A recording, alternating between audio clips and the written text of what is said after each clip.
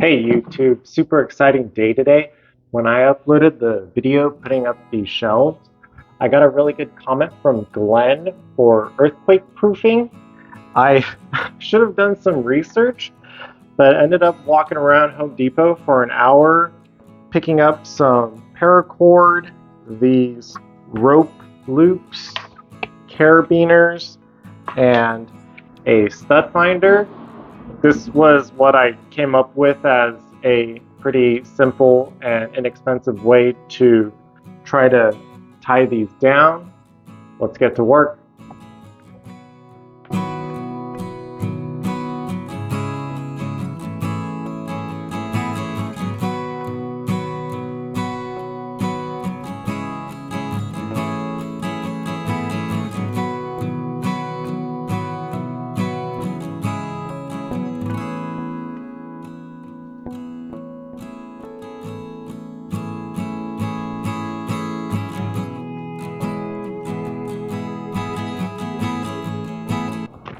Here is where we are currently at.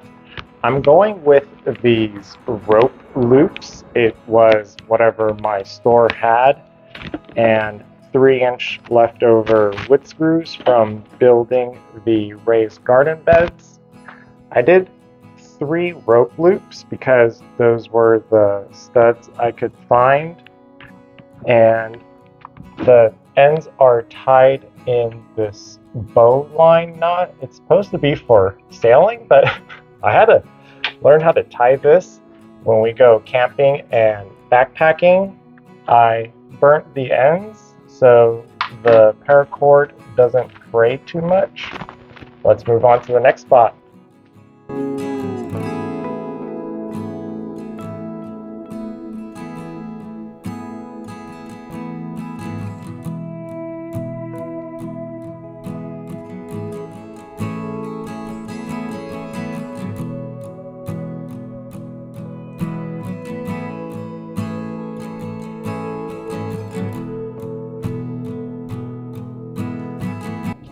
That was pretty easy.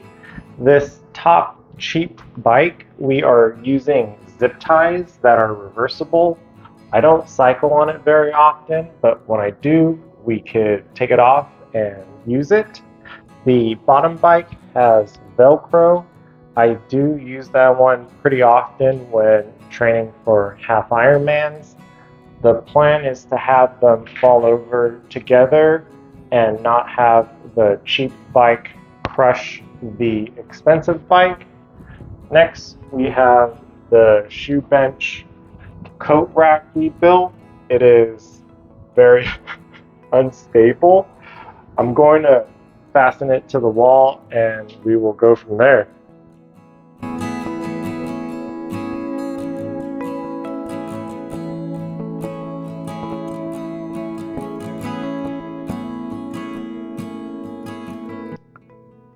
The good news is this is sitting nice and flat.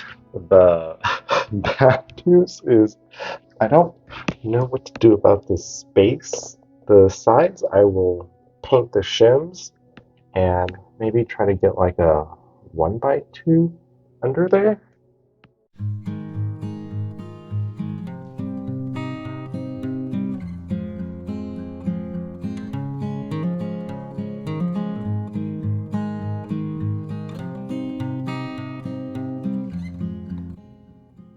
Okay, I think we are done.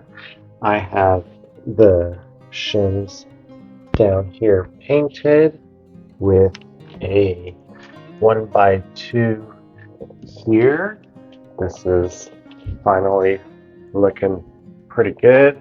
I will keep doing earthquake proofing as I make more projects. Video 59 done. I just started the hyperlapse and I broke another drill bit. Going to figure out how to get that out, and hopefully I have another one